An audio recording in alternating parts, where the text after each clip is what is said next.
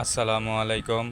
বৃষ্টি শেষ, বৃষ্টির পরে পেঁয়াজের জমিতে অনেকের পানি বেঁধে আছে এবং পানি নিষ্কাশনের জন্যে বিভিন্ন রকম ব্যবস্থা গ্রহণ করতেছে। এখানে আমার এক ছোট ভাই তাদের পেঁয়াজের জমিতে বৃষ্টির কারণে যেন পানি জমতে না পারে এই জন্যে সে আল আছে, জমির আলগুলো কেটে দিচ্ছে যাতে সহজে পানি নেমে যেতে পারে, ফলে দানাগুলো অনেক ভালো থাকবে।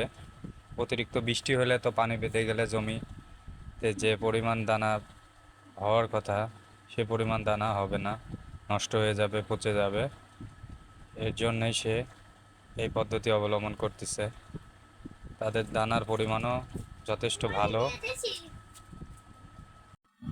মূলত আমার এই ছোট ভাই 1 কেজি তাহেরপুরি এবং 2 কেজি সুপার কিং জাতের পেঁয়াজের দানা দিছে। মূলত 3 কেজি তারা দানা ছাড়ছে। এই দেখেন, পানি নিষ্কাশনের ব্যবস্থা করতেছে। আমাদের এইখানে অধিকাংশ জমিতেই পানি বেঁধে থাকে, বিধায় তারা এই ব্যবস্থা গ্রহণ করতেছে। যেহেতু কয়েকটা দিন বৃষ্টি হবে, সেই জন্যে আগাম প্রস্তুতি নিয়ে রাখছে। আবহাওয়া যদি ভালো হয় ইনশাল্লাহ কোনো সমস্যা হবে না পেঁয়াজের। আকাশের অবস্থাও মোটামুটি আজকে ভালো।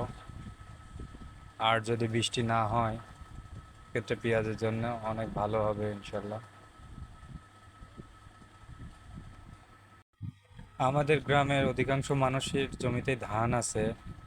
এই ধান কাটার পরে তারা মূলত জমিতে পেঁয়াজের বীজ বপন করে। যাদের ধান আগাম তারা মূলত আগামী পেঁয়াজের বীজ বপনের চেষ্টা করে এবং যত দ্রুত সম্ভব বীজ গজালে অগ্রিম পেঁয়াজ লাগানো যায় বিধায় তারা এই ব্যবস্থা গ্রহণ করে।